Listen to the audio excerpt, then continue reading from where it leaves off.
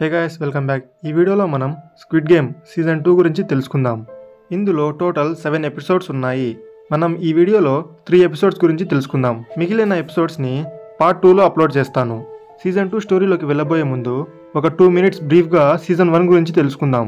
Season 1లో main lead గీహున్ ఫైనాన్షియల్గా తన condition చాలా బ్యాడ్గా ఉంటుంది. తను చాలా అప్పులు చేసి ఉంటాడు. వాళ్ళమ్మకి డయాబెటీస్ వచ్చి ఉంటుంది. దానివల్ల కాలికి గాయం తగలడంతో అది ఆపరేషన్ చేసి తీయాల్సి వస్తుంది. సో దానికి కూడా అతని దగ్గర డబ్బులు ఉండవు. ఇంకోవైపు తన కూతురు వాళ్ళమ్మతో పాటు ఉంటుంది. వాళ్ళమ్మ ఇంకొక అతన్ని పెళ్లి చేసుకొని యూఎస్కి షిఫ్ట్ అయిపోతూ ఉంటుంది. తను తన కూతురి కస్టడీ గురించి ఫైట్ చేయాలంటే ఫైనాన్షియల్గా మంచి పొజిషన్లో ఉండాలి. ఇలాంటి పొజిషన్లో ఉన్నప్పుడు గీహున్కి ఒక సేల్స్ మ్యాన్ మెట్రోలో కనిపిస్తాడు. అతనికి స్క్విడ్ గేమ్ గురించి చెప్పి ఇన్విటేషన్ ఇస్తాడు. తను ఆ గేమ్లోకి వెళ్ళినప్పుడు తనకి ఫస్ట్ పరిచయం అయ్యేది ఒక ఓల్డ్ మ్యాన్. అతని నంబర్ 001. గీహున్కి లాస్ట్ నంబర్ ఇచ్చి ఉంటారు. అతని నంబర్ 456. అప్పటి వరకు కామెడీగా తీసుకుంటున్న గేమ్స్ని ఫస్ట్ గేమ్ ఆడుతూనే మొత్తం మారిపోతుంది. వాళ్ళు ఆడే first game red light green light. ఇందులో అతను కింద పడిపోతున్నప్పుడు అలీ అనే వ్యక్తి అతన్ని కాపాడతాడు. ఈ గేమ్లో ఆల్మోస్ట్గా 200 మంది వరకు చనిపోతారు. ఇంకోవైపు డిటెక్టివ్ జున్హో వాళ్ళ అన్న గురించి వెతికేకి ఆ స్క్విడ్ గేమ్ పైన ఇన్వెస్టిగేట్ చేస్తూ ఉంటాడు. అలా ఇన్వెస్టిగేట్ చేస్తూనే తను ఆ స్క్విడ్ గేమ్ జరుగుతున్న చోటికి వచ్చేసి అక్కడుండే సెక్యూరిటీ గార్డ్ని కొట్టి అతని మాస్క్ తను వేసుకొని లోపలికి వచ్చేస్తాడు. గేమ్లో ఉన్న వాళ్ళు టీమ్స్గా తయారవుతూ ఉంటారు. గీహున్ టీంలో అలీ, సాంగ్వూ, కిమ్ చున్ హీ ఇంకా ఓల్డ్ మ్యాన్ ఉంటారు. ఇక్కడ సాంగ్వూ గీహున్కి చైల్డ్హుడ్ ఫ్రెండ్. సెకండ్ గేమ్ వాళ్ళు షుగర్ క్యాండీని క్లీన్గా కట్ చేయాలి అనే గేమ్ని ఆడుతారు. సో ఆ క్యాండీ బ్రేక్ అయితే అక్కడుండే వాళ్ళు వాళ్ళని చంపేస్తూ ఉంటారు. అలాగే next game tug of war. ఏ గేమ్లో అయినా సరే వాళ్ళు ఓడిపోతే చనిపోయినట్టే. మాస్క్ వేసుకుని లోపలికి వచ్చిన జున్హోకి వాళ్ళన్న ఫైల్ దొరుకుతుంది. ఇంకోవైపు గేమ్లో ఇద్దరుగా టీమ్స్ డివైడ్ చేసి మార్బెల్స్ ఇచ్చి వాటితో ఆడమని చెప్తారు. ఎవరైతే ఆపోజిట్ పర్సన్ దగ్గర ఉండే మార్బెల్స్ని గెలుచుకుంటారో వాళ్ళు గెలిచినట్టు. గీహున్ ఎలాగో అలా గేమ్స్ ఆడి ఇక్కడ ఓల్డ్ మ్యాన్ దగ్గర నుంచి మార్బెల్స్ తీసుకుంటాడు. ఇంకోవైపు సాంగ్వూ దగ్గర అలీ మార్బెల్స్ అన్ని గెలుచుకుంటాడు. కానీ ఇక్కడ సాంగ్వూ అలీని మోసం చేసి ఆ మార్బెల్స్ అన్ని తీసుకుంటాడు. కిమ్ చున్ ఈ స్టోరీ తెలుసుకొని ఆపోజిట్గా ఉండే అమ్మాయి తన మార్బెల్స్ని కిమ్ చున్నీకి ఇచ్చేస్తుంది. సో అలీ, ఓల్డ్ మ్యాన్ ఇంకా ఎవరైతే ఓడిపోయారో వాళ్ళందరూ ఇక్కడ చనిపోతారు. సో నెక్స్ట్ గేమ్లో గ్లాస్ బ్రిడ్జ్ని దాటే గేమ్ని పెడతారు. అందులో ఒక గ్లాస్ స్ట్రాంగ్గా ఉంటుంది, ఇంకో గ్లాస్ వీక్గా ఉంటుంది. సో ఆ బ్రిడ్జ్ని కూడా దాటేసి ఆ గేమ్ని కూడా కంప్లీట్ చేసేస్తారు. ఇంకోవైపు జున్హో ఫ్రంట్ మ్యాన్ని కనిపెట్టేస్తాడు. తను ఆ ఫ్రంట్ మ్యాన్ని కలుస్తాడు. అప్పుడే ఆ ఫ్రంట్ మ్యాన్ మాస్క్ తీస్తాడు. అందులో జున్హో వాళ్ళ అన్నే ఉంటాడు. జున్హోని తనతో పాటు వచ్చే అని పిలుస్తాడు. కానీ జున్హో అతనితో వెళ్ళడు. దాంతో ఫ్రంట్ మ్యాన్ అతన్ని కాల్చేస్తాడు. గేమ్లో చివరిగా ముగ్గురు మాత్రమే మిగులుతారు, కిమ్ చున్ హీ, సాంగ్వూ ఇంకా గీహున్. ఇక్కడ చున్హీ ఎవరు గెలిచినా కూడా చనిపోయిన వాళ్ళ ఫ్యామిలీని వాళ్ళు బాగా చూసుకోవాలి అని చెప్తుంది. సో ఎవరో ఇద్దరు మాత్రమే మిగలాలని చెప్పి సాంగ్వూ కిమ్ చున్ హీని చంపేస్తాడు. సాంగ్వూ కిమ్ చున్ హీని చంపేసినందుకు ఇక్కడ గీహున్ చాలా కోప్పడతాడు. చివరిగా గీహున్కి సాంగ్వూకి స్క్విడ్ గేమ్ని పెడతారు. అందులో గీహున్ సాంగ్వూని ఓడిస్తాడు. అప్పటికీ కూడా గీహున్ మనమిద్దరం ఇక్కడి నుంచి వెళ్ళిపోదామని, డబ్బులు నాకేం అవసరం లేదని చెప్తాడు. కానీ సాంగ్వూ తనే పొడుచుకొని ఇక్కడ చనిపోతాడు. దాంతో ఇక్కడ గీహున్ గేమ్ని గెలిచేస్తాడు. తను గేమ్ గెలిచినందుకు అతనికి టోటల్గా 45 బిలియన్ వచ్చి ఉంటుంది. అంటే ఇండియన్ రూపీస్లో అరౌండ్ 280 crores. అంత డబ్బు వచ్చినా కూడా అంతమంది చనిపోయింది చూసి తను మొత్తం మారిపోయి ఉంటాడు. గేమ్ నుంచి బయటికి వచ్చాక వాళ్ళమ్మ కూడా చనిపోయి ఉంటుంది. సో ఆ గేమ్ అయిపోయిన 1 year తర్వాత కూడా తను ఒక హోమ్లెస్ పర్సన్ లాగా ఆ డబ్బులు ఏమి యూజ్ చేయకుండా గడిపేస్తూ ఉంటాడు. ఒకరోజు తనకి ఒక బిల్డింగ్ అడ్రస్తో ఒక ఇన్విటేషన్ వస్తుంది. సో గీహున్ ఆ బిల్డింగ్లోకి వెళ్తాడు. అక్కడ మనం స్టార్టింగ్లో గేమ్లో చూసిన ఓల్డ్ మ్యాన్ చనిపోకుండా ఇంకా బ్రతికే ఉంటాడు. సో ఆ గేమ్ స్టార్ట్ చేసిన విఐపీస్లో తను కూడా ఒకడు. పూర్ పీపుల్ కష్టాలతో బాధపడుతూ ఉంటే రిచ్ పీపుల్ బోర్ కొట్టి బాధపడుతూ ఉంటారు. అందువల్లే వాళ్ళకి ఎంటర్టైన్మెంట్ కోసం ఇలాంటి గేమ్ స్టార్ట్ చేసినట్లు మనకు తెలుస్తుంది. తనతో ఇక్కడ ఓల్డ్ మ్యాన్ ఇలా మాట్లాడుతున్నప్పుడే చనిపోతాడు. గీహున్ అక్కడి నుంచి వచ్చి తన హెయిర్ స్టైల్ మొత్తం మార్చేసి రెడ్ కలర్ కొట్టుకుంటాడు. అలాగే చనిపోయిన కిమ్ చున్కి ఒక తమ్ముడు ఉంటాడు. తను నార్త్ కొరియా నుంచి పారిపోయి వచ్చేసి ఉంటుంది. సో ఆ పిల్లోడిని సాంగ్వూ వాళ్ళ అమ్మ దగ్గర వదిలి వాళ్ళకి ఒక బ్యాగ్ నిండా డబ్బులు ఇస్తాడు. ఇక్కడ ఆ పిల్లోనికి వాళ్ళక్క చనిపోయి ఉంటుంది. అలాగే ఇక్కడ ఆ ఓల్డ్ ఉమెన్ కొడుకు సాంగ్వూ కూడా చనిపోయి ఉంటారు. సో వాళ్ళిద్దరిని కలిపి వాళ్ళకి డబ్బులు ఇచ్చి తను తన కూతుర్ని కలిసేకి అక్కడి నుంచి యుఎస్ వెళ్ళిపోతూ ఉంటాడు. అప్పుడే తనకి స్టార్టింగ్లో ఆ గేమ్కి ఇన్వైట్ చేసిన సేల్స్ మ్యాన్ కనిపిస్తాడు. తను అక్కడి నుంచి వెళ్ళిపోతున్నప్పుడు ఫ్రంట్ మ్యాన్కి కాల్ కనెక్ట్ అవుతుంది. ఆ ఫ్రంట్ మ్యాన్ నువ్వు వెళ్ళిపోతున్న వాడివి, వెళ్ళి నీ కూతుర్ని కలుసుకోమని, లేకపోతే చచ్చిపోతావని వార్నింగ్ ఇస్తాడు. దానికి గీహున్ నిన్ను నీ గేమ్ని నాశనం చేసేకి నేను మళ్ళీ వస్తా అని చెప్పి ఫ్లైట్ ఎక్కకుండా రిటర్న్ బయటికి వచ్చేస్తాడు. దీంతో సీజన్ 1 మొత్తం ఇక్కడే ఎండ్ అయింది. Season 2 first episode. గీహున్ ఆ ఫ్రెండ్ మ్యాన్తో మాట్లాడి ఎయిర్పోర్ట్ నుంచి బయటికి వస్తాడు. తను ఒక గ్రాసరీ షాప్కి వెళ్ళి ఒక కత్తి తీసుకొని బాత్రూంలో తను ఎక్కడికి వెళ్తున్నాడో తెలిసిపోతుందని, ఏదైనా బగ్ ఉందేమోనని తన బాడీ మొత్తం వెతుకుతాడు. మనం ఫస్ట్ సీజన్లో వాళ్ళ చెవులు వెనకాల ఏదో బగ్ని పెట్టినట్లు మనం చూసాం. సో ఆ బగ్ని తను కనిపెట్టి అదే కత్తితో కట్ చేసి బయటికి తీసేస్తాడు. ఇంకోవైపు ఫస్ట్ సీజన్లో డిటెక్టివ్ జున్హోని వాళ్ళన్న ఫ్రంట్ మ్యాన్ కాల్ చేసి ఉంటాడు. సో ఇక్కడ తను కోమాలో నుంచి బయటికి వస్తాడు. సో ఆ ఫ్రంట్ మ్యాన్ కాల్చినప్పుడు తను నీళ్ళల్లో పడిపోయి ఉంటాడు. అక్కడ అతన్ని వేరే వాళ్ళు కాపాడి ఉంటారు. సో ఇక్కడ జీహున్ ఆ ఎయిర్పోర్ట్ నుంచి బయటికి వచ్చినప్పటికీ గేమ్ జరిగి 1 year అయింది. స్టోరీ మళ్ళీ 2 years తర్వాతకి వెళ్తుంది. జీహున్ కోమా నుంచి బయటికి వచ్చిన తర్వాత తను ట్రాఫిక్ పోలీసులో చేరిపోయి ఉంటాడు. సో అప్పుడే తన దగ్గరికి తన చీఫ్ వచ్చి మాట్లాడతాడు. తనని మళ్ళీ తిరిగి క్రైమ్ యూనిట్కి వచ్చేయమని పిలుస్తాడు. నా పైన ఎందుకు కోపంగా ఉన్నావని, నువ్వు చెప్పినట్లుగానే ఆ ఐలాండ్ కోసం మేము చాలా వెతికాం, కానీ ఆ ఐలాండ్ దొరకలేదని వాళ్ళ చీఫ్ చెప్తాడు. నిజానికి ఆ బుల్లెట్ తగిలి జీహున్ వాళ్ళకి దొరికినప్పుడు అతను చెప్పినట్లుగా ఆ ఐలాండ్ కోసం వాళ్ళు చాలా వెతికి ఉంటారు. జున్హో దగ్గర ఏ ప్రూఫ్ లేకపోవడంతో వాళ్ళు ఆ సెర్చ్ని ఆపేసి ఉంటారు. ఇక్కడ ఆ చీఫ్ నిన్ను ఎవరు కాల్చారో చూడలేదా అని అడుగుతాడు. దానికి జున్హో నేను చూడలేదు అని అబద్ధం చెప్పేస్తాడు. కానీ తను ఇంటికి వెళ్ళి తన ఊడిని చూసుకున్నప్పుడు వాళ్ళన్న కాల్చింది తనకి గుర్తుకు వస్తుంది. ఇంకోవైపు మనకి జీహున్ని చూపిస్తారు. తను ఒక హోటల్ మొత్తం తీసుకొని మొత్తం కెమెరాస్ ఇన్స్టాల్ చేసి రూమ్ని లాక్ చేసుకొని కూర్చొని ఉంటాడు. అప్పుడే ఎవరో తన దగ్గరికి వచ్చి కెమెరాకి కూడా దొరకకుండా డోర్ దగ్గరికి వచ్చి డోర్ కొడతారు. తను భయపడుతూ తన దగ్గర ఉండే ఒక గన్ని బయటికి తీసి డోర్ దగ్గరికి వెళ్ళి డోర్ని తీస్తాడు. అప్పుడే అక్కడ ఆ ఫ్రంట్ మ్యాన్ సాంగ్హు ఇంకా చున్హి తలలు పట్టుకొని నిలబడి ఉన్నట్లు తనకి కనిపిస్తుంది. అది చూసి తను చాలా భయపడిపోతాడు. నిజానికి ఇదంతా తను కలగంటూ ఉంటాడు. సో తను నిద్ర లేస్తూనే తన దగ్గరికి మిస్టర్ కిమ్ వస్తాడు. మిస్టర్ కిమ్ ఫస్ట్ పార్ట్లో గీహున్ తన దగ్గర చాలా అప్పు చేసి ఉంటాడు. ఇప్పుడు తన అప్పంతా తీర్చేసి అతని హెల్ప్తోనే తను అక్కడ దాక్కొని ఉంటాడు. తను లోపలికి వచ్చినప్పుడు గీహున్ ఏమన్నా కనిపెట్టావా అని అడుగుతాడు. దానికి మిస్టర్ కిమ్ నా మనుషులు రాత్రి 10 గంటల నుంచి మార్నింగ్ 10 వరకు మెట్రో స్టేషన్స్లోనే తిరుగుతున్నారని, కానీ నువ్వు చెప్పినట్లుగా ఎవ్వరూ దొరకలేదని చెప్తాడు. అప్పుడే మనకి ఇక్కడ గీహున్ 2 yearsగా దాక్కొని తనని ఇన్వైట్ చేసిన సేల్స్ మ్యాన్ కోసం వెతుకుతున్నట్లు మనకు తెలుస్తుంది. ఇప్పటికే పూర్తిగా 3 years కంప్లీట్ అయిందని, ఈ సమ్మర్ కూడా ఆ సేల్స్ మ్యాన్ దొరక్కపోతే మళ్ళీ ఇంకో సంవత్సరం వెయిట్ చేయాల్సి వస్తుంది. ఇంకా ఎక్కువ కుర్రాళ్ళని పిలిపించి మొత్తం అన్ని స్టేషన్స్ని వెతకండని తను మిస్టర్ కిమ్కి ఇంకా డబ్బులు ఇస్తాడు. ఆ సేల్స్ పర్సన్ దొరికితే వాళ్ళకి 1 billion won ఇస్తానని గీహున్ ఇక్కడ ప్రామిస్ చేస్తాడు. ఇంకోవైపు జున్హోని కాపాడింది చేపలు పట్టే షిప్కి కెప్టెన్ అయిన ఒక అతను.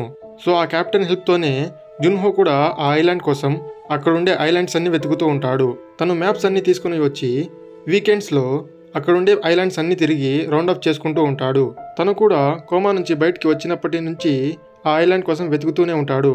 ఇంకోవైపు కిమ్ తన మనుషులందరినీ పిలిచి ఆ సేల్స్ మ్యాన్ ఎలా ఉంటాడు, తన చేతిలో బ్రీఫ్ కేస్, అలాగే తను ఏం గేమ్స్ ఆడుతూ ఉంటాడని చెప్పి మొత్తం డీటెయిల్గా ఎక్స్ప్లెయిన్ చేస్తాడు.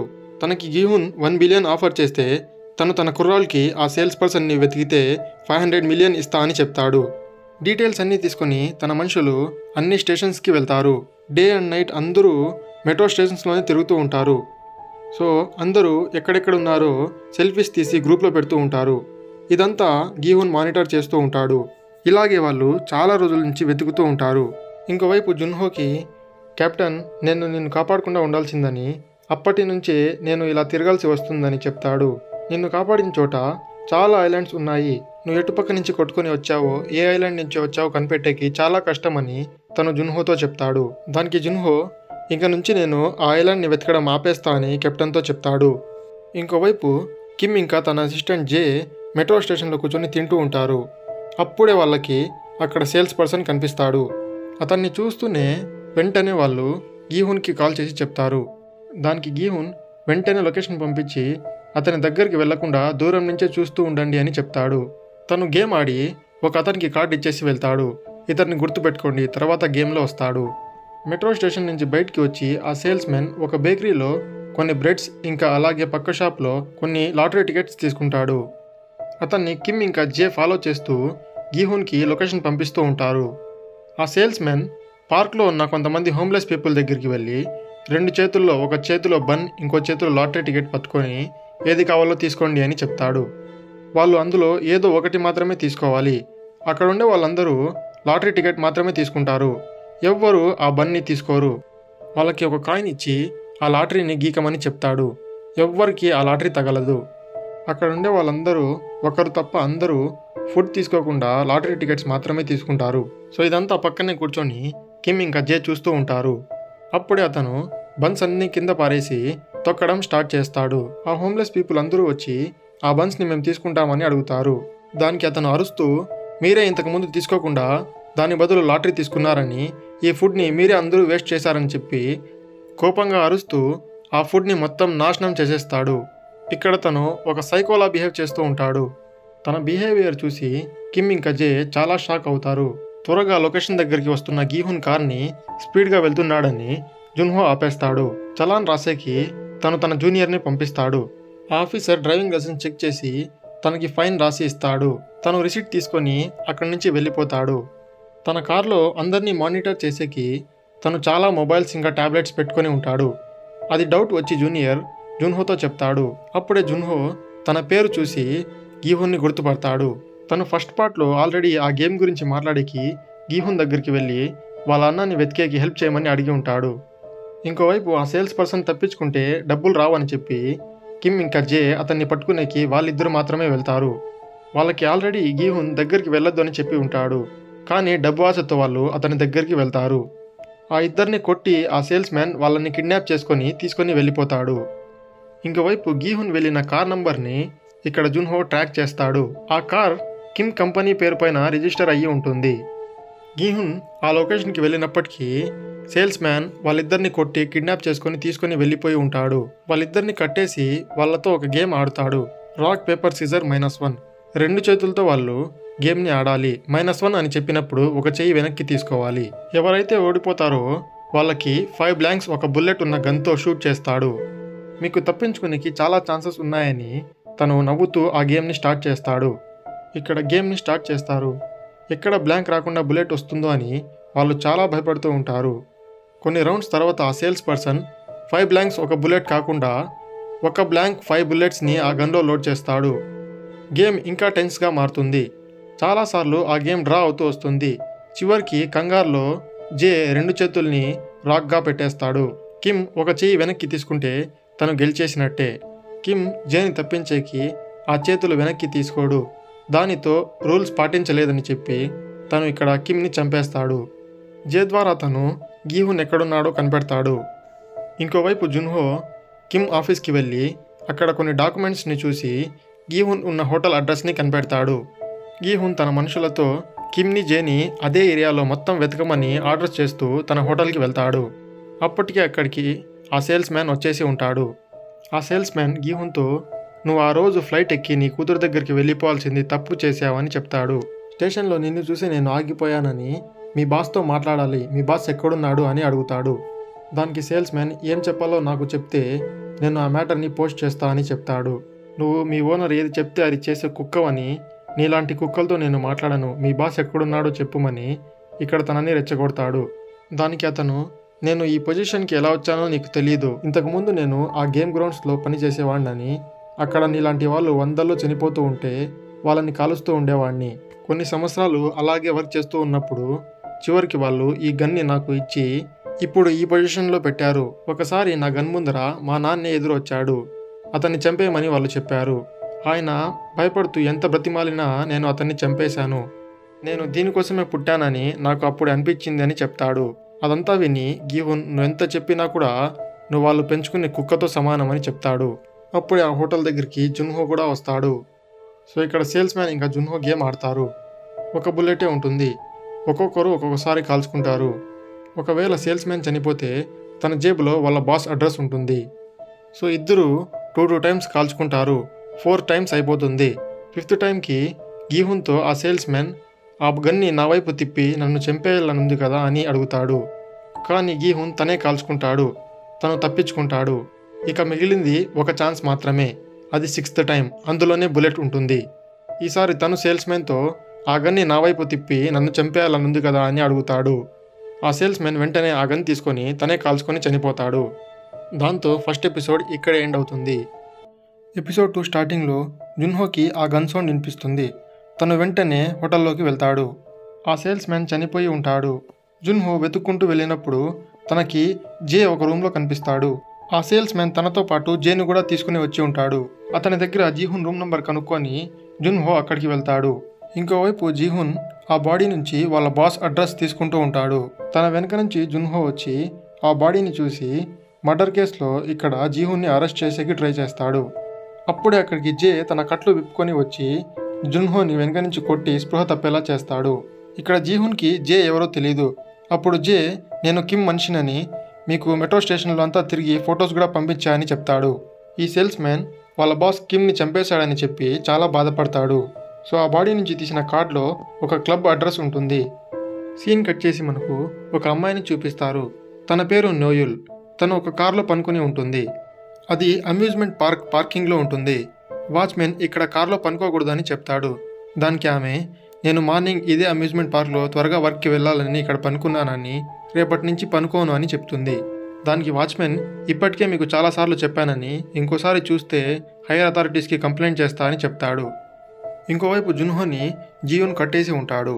అతనితో జీహున్, నేను ఆ సేల్స్మెన్ని చంపలేదని, మేము ఒక గేమ్ ఆడితే అందులో ఓడిపోయి తనే చనిపోయాడని చెప్తాడు. గేమ్ అని వినగానే జున్హో, నువ్వు ఇంకా ఆ గేమ్ ఆడుతున్నావా అని అడుగుతాడు. దానికి జీహున్, నేను ఆ గేమ్ ఆడట్లేదని, ఆ గేమ్ని ఆపేకి ట్రై చేస్తున్నా అని అతనితో చెప్తాడు. జున్హో, నేను నీతో పాటు ఆ గేమ్ని ఆపేకి వస్తాను అని చెప్తాడు. సో ఇక్కడ తన మాటలు జీహున్ నమ్మకపోవడంతో సీజన్ 1లో తను గేమ్లో ఉన్నప్పుడు జీహున్తో వెళ్ళి మాట్లాడి ఉంటాడు. అది తనకి గుర్తు చేసి, నేను ఆ గేమ్లోకి వెళ్ళానని, నువ్వు చూసిన దానికంటే ఘోరమైన విషయాలన్నీ నేను ఆ గేమ్లో చూశానని, ఆ గేమ్ని ఆపేకి నేను కూడా మీకు హెల్ప్ చేస్తా అని చెప్పి జీహున్ని ఇక్కడ ఒప్పిస్తాడు. జున్హోని మిస్టర్ జేని ఇక్కడ జిన్హు తన రూమ్కి పిలుచుకొని వెళ్తాడు. అక్కడ తన రూమ్లో కట్టలు డబ్బులు, కొన్ని కోట్లు తన రూమ్లో పెట్టుకొని ఉంటాడు. మీరు నాకు హెల్ప్ చేసిన దానికి మీరు ఎంత కావాలంటే అంత నేను ఇస్తా అని ఇక్కడ జిన్హో చెప్తాడు. దానికి జున్హో, నేను ఇదంతా డబ్బుల కోసం చేయట్లేదని చెప్తాడు. జే కూడా ఇక్కడ, నేను కూడా ఇది డబ్బుల కోసం కాదని, కిమ్ని చంపేసినందుకు నేను పగ తీర్చుకుంటా అని చెప్తాడు. వాళ్ళతో ఫైట్ చేయాలంటే గన్స్ కూడా కావాలి. సో ఇక్కడ జీహున్ తన రూమ్లో దాచిపెట్టిన గన్స్ని కూడా చూపిస్తాడు. సో ఇలాంటిదేదో జరుగుతుందని తను బ్లాక్ మార్కెట్ నుంచి గన్స్ కూడా కొని పెట్టి ఉంటాడు. దాంతో యుద్ధానికే వెళ్ళొచ్చు అన్ని గన్స్ కొని పెట్టి ఉంటాడు. బ్లాక్ మార్కెట్ నుంచి కొన్నవి అసలు వర్క్ చేస్తాయా అని జున్హో అడగడంతో అక్కడే తను షూటింగ్ ప్రాక్టీస్ చేసుకునే సెట్ చేసిన ప్లేస్లో ఆ గన్ని కాల్చి చూపిస్తాడు. అలాగే జేతో కొంతమంది మనుషుల్ని అరేంజ్ చేయమని చెప్తాడు. తను వెళ్తూ జున్హోతో, మాతో ఈ వర్క్ కంటిన్యూ చేయాలంటే నువ్వు ఫస్ట్ నీ పోలీస్ జాబ్ని వదిలేయాలి అని చెప్తాడు. ఇంకోవైపు మేము ఇంతకుముందు చూసిన నోయుల్ ఇక్కడ బన్నీలాగా గెటప్ వేసుకొని చిన్నపిల్లల్ని ఆడిస్తూ ఉంటుంది. అప్పుడే ఒక అమ్మాయి తనని ఫాలో చేసుకుంటూ వచ్చి తనకి ఒక పెయింటింగ్ని గిఫ్ట్గా ఇస్తుంది. సో ఆ చిన్న పాప అక్కడే పోర్ట్రైట్లు వేసుకుని గోంగ్సుక్ అనే ఒక వ్యక్తి కూతురు అని తెలుస్తుంది. వాళ్ళ నాన్న అక్కడికి వచ్చి ఆ పాపని తీసుకొని వెళ్ళిపోతాడు. అప్పుడే నోయుల్తో పని చేసే ఒక వ్యక్తి ఆ పాపకి బ్లడ్ క్యాన్సర్ ఉందని, తనకి బోన్ మ్యారో ట్రాన్స్ప్లాంట్ కూడా చేయాలని ఇక్కడ చెప్తాడు. జీహున్ సాంగు వాళ్ళ అమ్మని చూసేకి వెళ్తాడు. అక్కడే చున్హి తమ్ముడు కూడా ఉంటాడు. వాళ్ళిద్దరూ సంతోషంగా ఉండడం చూసి తను దూరం నుంచి చూసుకొని వచ్చేస్తాడు. చున్హి వాళ్ళ అమ్మ కూడా నార్త్ కొరియాలో ఇంకా బ్రతికే ఉంటుంది. సో ఎలాగైనా సరే ఎంత ఖర్చైనా పర్వాలేదని వాళ్ళ అమ్మని కూడా సౌత్ కొరియాకి రప్పించేకి ట్రై చేస్తూ ఉంటాడు. తను ఓ బ్రోకర్తో ఇదంతా మాట్లాడతాడు. ఆయన, నేను నా మనుషులందరినీ రెడీగా పెట్టానని, తనకు కొంచెం హెల్త్ ప్రాబ్లం ఉందని, అది తగ్గుతూనే సౌత్ కొరియాకి రప్పించేస్తా అని చెప్తాడు. జీహున్ అక్కడి నుంచి వెళ్ళిపోయాక నోయుల్ అక్కడికి వస్తుంది. తను కూడా డబ్బులు ఇచ్చి ఎవరినో నార్త్ కొరియా నుంచి ఇక్కడికి రప్పించాలని చెప్తుంది. అప్పుడే ఇక్కడ నోయుల్ పైన ఆ బ్రోకర్ కోప్పడతాడు. ఆ అమ్మాయిని ఇప్పటికే చాలాసార్లు వెతికించానని, కానీ తను దొరకలేదని చెప్తాడు. అప్పుడే మనకు ఇక్కడ ఇంకో విషయం తెలుస్తుంది. నిజానికి నోయుల్ నార్త్ కొరియా నుంచి తప్పించుకుని వచ్చిన సోల్జర్. తను వస్తూ వాళ్ళ సీనియర్ ఆఫీసర్ని కాల్ చేసి వచ్చి ఉంటుంది. తనకి ఒక కూతురు కూడా ఉంటుంది. జస్ట్ 1 year పాప. తను నార్త్ కొరియాలోనే ఉండిపోయి ఉంటుంది. ఎలాగైనా సరే తన కూతుర్ని సౌత్ కొరియాకి రప్పించుకోవాలని తను ట్రై చేస్తూ ఉంటుంది. కానీ ఆ బ్రోకర్ నువ్వు చేసి వచ్చిన పనికి ఆ పాపని ఎప్పుడో చంపేసి ఉంటారని తను చెప్తాడు. తను అక్కడి నుంచి వచ్చేసి కార్లో కూర్చొని తన కూతురు ఫోటో చూసి ఏడుస్తూ ఉంటుంది. అప్పుడే కార్ దగ్గరికి మళ్ళీ ఎవరో వస్తారు. మళ్ళీ వాచ్మెన్ అనుకొని ఇక్కడి నుంచి వెళ్ళిపోతా అని చెప్తుంది. కానీ అక్కడికి ఎవరో వచ్చి తనకి స్క్విడ్ గేమ్ ఇన్విటేషన్ని ఇస్తారు. ఇంకోవైపు జున్హో వాళ్ళమ్మ వాళ్ళన్న గురించి మాట్లాడి బాధపడుతూ ఉంటుంది. తన వైఫ్ బ్రతికి ఉన్నప్పుడు నేను బాగా చూసుకొని ఉంటే తను ఇలా అయ్యేవాడు కాదని తను బాధపడుతుంది. అప్పుడే ఇక్కడ జున్హో కూడా నాకు తన కిడ్నీ ఇచ్చి కాపాడాడని, ఒకవేళ నాకు కిడ్నీ ఇవ్వకుండా ఆ కిడ్నీని అమ్ముకొని ఉంటే తన వైఫ్ని తను కాపాడుకునేవాడని కోప్పడతాడు. ఇక్కడ జరిగిన దానికి మనల్ని మేము బ్లేమ్ చేసుకున్నా కూడా తను చేసిందే తప్పని, తను చేసిన దానివల్లే తను ఉన్న పొజిషన్కి కారణమని జున్హో ఇక్కడ కోప్పడతాడు. ఇంకోవైపు అమ్యూజ్మెంట్ పార్క్లో వెళ్ళి నోయుల్ రేపటి నుంచి నేను వర్క్కి రానని చెప్తుంది. తను వాళ్ళ బాస్కి ఇన్ఫామ్ చేసి అక్కడి నుంచి వెళ్ళేటప్పుడు ఆ చిన్న పాప స్పృహ తప్పి పడిపోతుంది. అప్పుడే ఆ పాపని అంబులెన్స్లో పిలుచుకొని వెళ్తున్నప్పుడు వాళ్ళ నాన్న గ్వాంగ్సుక్ కూడా అక్కడికి వచ్చి ఆ పాపని ఎత్తుకొని హాస్పిటల్కి తీసుకొని వెళ్తాడు. ఆ పాపని చూసినప్పుడు ఎక్కడో తనకి తన కూతురు కూడా గుర్తుకు వస్తూ ఉంటుంది. ఇంకోవైపు ఫ్రంట్ మ్యాన్ని కలిసేకి వెళ్తున్న జీహున్ తన పన్ను ఒకటి పీకేసి డూప్లికేట్ పన్నులో ట్రాకర్ని పెట్టుకొని ఫిక్స్ చేయించుకుంటాడు. నోయుల్ ఆ అంబులెన్స్ని ఫాలో చేసుకుంటూ హాస్పిటల్ దగ్గరికి వచ్చి ఉంటుంది. గోంగ్సుక్ ఆ పాప కండిషన్ గురించి డాక్టర్స్తో మాట్లాడుతూ ఉంటాడు. ట్రీట్మెంట్కి ఎంత ఖర్చు అయినా పర్వాలేదు, ట్రీట్మెంట్ స్టార్ట్ చేయండి అని తను డాక్టర్స్తో చెప్తూ ఉంటాడు. నోయుల్ లోపలికి వెళ్ళి పాపని చూస్తుంది. అంబులెన్స్లో ఎక్కుతున్నప్పుడు ఆ పాప హ్యాట్ కింద పడిపోయి ఉంటుంది. అది తన దగ్గరే పెట్టేసి తను అక్కడి నుంచి వెళ్ళిపోతుంది. ఇంకోవైపు జే కొంతమంది ఎక్స్ ఆర్మీ మెంబర్స్ని సెక్యూరిటీ కోసం రిక్రూట్ చేసుకుంటాడు. వాళ్ళతో కలిసి ఫుల్ ప్లాన్ వేసుకొని ఆ సేల్స్మెన్ దగ్గర దొరికిన అడ్రస్కి వెళ్ళేకి రెడీ అవుతారు.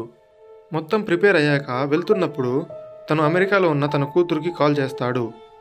తను హలో హలో అంటున్నా కూడా జీహున్ ఏమీ మాట్లాడకుండా కాసేపు తన వాయిస్ విని ఫోన్ కట్ చేసేస్తాడు. ఇంకోవైపు నోయుల్ తనకిచ్చిన కార్డులో నంబర్కి ఫోన్ చేసి నేను గేమ్లోకి వస్తా అని చెప్పి రెడీ అవుతుంది. గీహున్ గ్యాంగ్ అంతా ప్లాన్ చేసుకొని ఆ క్లబ్ దగ్గరికి వెళ్తారు. ఆ రోజు హాలోవీన్ పార్టీ జరుగుతూ ఉంటుంది. టీం మొత్తం జున్హోతో బయటే ఉంటారు. జీహున్తో పాటు జే లోపలికి వెళ్తాడు. లోపలికి వెళ్ళి మొత్తం వెతుకుతూ ఉంటారు. అప్పుడే బయట నుంచి ఎవరో పింక్ బట్టలు వేసుకొని మాస్కులు వేసుకొని లోపలికి వెళ్తూ ఉండడం జున్హో చూస్తాడు. జేకి వార్న్ చేసి బయట నుంచి పరిగెత్తుకుంటూ లోపలికి వెళ్ళే టైంకే వాళ్ళు జీహున్ని అక్కడి నుంచి పిలుచుకొని వెళ్ళిపోయి ఉంటారు. ఇంకొక అతను జే పైన అటాక్ చేసి స్పృహ తప్పేలా చేసి ఉంటాడు. జున్హో లోపలికి వచ్చి జే కండిషన్ చూసి బయట ఉన్న వాళ్ళకి ఇన్ఫామ్ చేస్తాడు. జీహున్ ఆ మాస్క్ వేసుకున్న అతనితో బ్యాక్ డోర్ నుంచి బయటికి వచ్చి అక్కడే ఉన్న ఒక పెద్ద కార్లో కూర్చొని అక్కడి నుంచి వెళ్తాడు. జున్హో ఆ కార్ డీటెయిల్స్ ఇవ్వడంతో అందరూ ఆ కార్ని ఫాలో చేసుకుంటూ వెళ్తారు. ఆ కార్లో ఫ్రంట్ మ్యాన్ ఉండడు, జస్ట్ స్పీకర్ మాత్రమే ఉంటుంది. ఎక్కడో కూర్చొని ఫ్రంట్ మ్యాన్ మాట్లాడుతూ ఉంటాడు. అసలు నువ్వు నీ కూతురు దగ్గరికి వెళ్ళిపోవాల్సిందని, ఇక్కడికి తిరిగి వచ్చి తప్పు చేశావని ఫ్రంట్ మ్యాన్ జీహున్తో చెప్తాడు. దానికి జీహున్ ఈ గేమ్స్ అన్నీ ఆపేయని, లేకపోతే నిన్ను నీ విఐపీస్ అందరి అంతు చూస్తా అని చెప్తాడు. కాసేపు వాళ్ళిద్దరి మధ్య సీరియస్గా డిస్కషన్ జరుగుతుంది. వాళ్ళని ఫాలో చేసుకుంటూ వస్తున్న వాళ్ళ మనుషుల్ని ఇంకా జున్హో కార్ని ఒక స్నైపర్ అటాక్ చేసి టైర్లని పేల్చేస్తాడు. జీహున్ తన గన్ తీసి డ్రైవర్తో కార్ ఆపమని అడుగుతాడు. అక్కడ గ్లాస్ బుల్లెట్ ప్రూఫ్గా ఉండడంతో డ్రైవర్కి ఏమీ కాదు. నువ్వు ఇంత చిన్న గన్తో ఈ గేమ్ని ఆపేకి వచ్చావా అని ఇక్కడ ఫ్రంట్ మ్యాన్ చెప్తాడు. దానికి జీహున్ అలా అయితే నన్ను మళ్ళీ గేమ్లోకి తీసుకోమని, నేను ఈ గేమ్ ఆపేలా ట్రై చేస్తానని, మీకు ఎంటర్టైన్మెంట్గా ఉంటుందని చెప్తాడు. నువ్వు ఎంత ట్రై చేసినా ఈ మనుషులు మారరు అని తనని గేమ్లోకి పిలుచుకునేకి ఓకే చెప్తాడు. ఆ కారులో గ్యాస్ వదిలి తనని స్పృహ తప్పేలా చేస్తాడు. ఇంకోవైపు మేము నోయుల్ని చూస్తాం. తను కారులో వచ్చి ఒకచోట కార్ పార్క్ చేసి ఒక కంటైనర్లోకి వెళ్తుంది.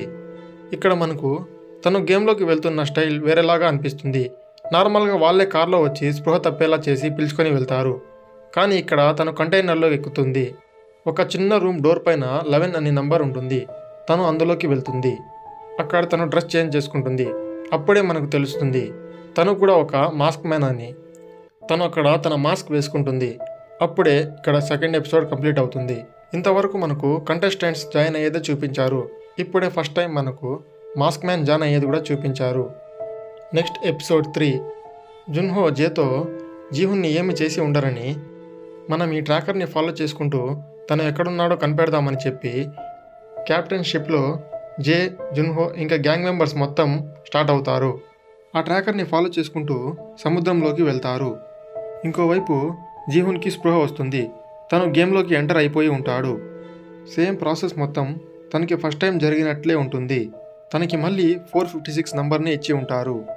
అక్కడికి వెళ్ళి అందరినీ గమనిస్తూ ఉంటాడు. అందరూ గేమ్స్ ఆడడం ఏంటని నవ్వుకుంటూ ఉంటారు. అక్కడ పెట్టే గేమ్స్ని చాలా లైట్ తీసుకుంటూ ఉంటారు. అప్పుడే అక్కడికి మాస్క్ మ్యాన్ వచ్చి రూల్స్ అన్నీ చెప్తాడు. టోటల్గా 6 గేమ్స్ ఉంటాయని, అన్నీ కంప్లీట్ చేస్తే విన్నర్ అవుతారని చెప్తాడు. అక్కడ ఉండే వాళ్ళందరూ వాళ్ళ వస్తువులు తీసుకున్నారని కోప్పడతారు. అప్పుడే మియుంగి అనే అతను నా మొబైల్ నాకు కావాలి, దాంతో నాకు చాలా పని ఉంది అని చెప్తాడు. అప్పుడే ఇక్కడ తన స్టోరీ గురించి స్క్రీన్లో వేసి చూపిస్తారు. తనకి ఒక ట్రేడింగ్ ఛానల్ ఉంటుంది. అందులో తను పెట్టిన వీడియోస్ వల్ల జనాలకి 45 బిలియన్ వరకు లాస్ వచ్చి ఉంటుంది. తనకి 10 బిలియన్ అప్పు ఉంటుంది. ఫ్రాడ్ కేసులో పోలీసులు అతన్ని వెతుకుతూ ఉంటారు. సో అక్కడ ఉండే వాళ్ళందరికీ అప్పులు ఉంటాయి. అందరి గురించి తను అక్కడ స్క్రీన్లో వేసి చూపిస్తాడు. మీ వస్తువులన్నీ మా దగ్గర జాగ్రత్తగా ఉన్నాయని, మీరు గేమ్ పూర్తి చేశాక మీకు ఇచ్చేస్తామని చెప్తాడు. ఇక్కడ జీహున్ తన డూప్లికేట్ పన్ను ఉందో లేదో చెక్ చేసుకుంటాడు. ఆ పన్ను అలాగే ఉంటుంది. ఇంకోవైపు జున్హో ఆ లొకేషన్ని ట్రాక్ చేసుకుంటూ వస్తూ ఉంటాడు. ఇక్కడ ప్రైజ్ మనీ వేసేకి అందరి ముందర ఒక పిగ్ ఆకారంలో ఉన్న హుండీ బయటికి వస్తుంది. ఈసారి ఫ్రంట్ మ్యాన్ జీహున్ కోసం ఒక కొత్త రూల్ని పెట్టి ఉంటాడు. ప్రతి గేమ్ తర్వాత ఓటింగ్ జరుగుతుంది. ఒకవేళ గేమ్ స్టాప్ చేయమని ఎక్కువ ఓట్స్ వస్తే గేమ్ ఆపేస్తామని చెప్తాడు. ఈ రూల్ జీహున్ కోసమే పెట్టి ఉంటాడు. ఎందుకంటే తను అక్కడ ఉండే జనాల్ని ఆ గేమ్ని ఆడకుండా ఆపేయగలడా లేదా అని కావాలనే పెట్టి ఉంటాడు.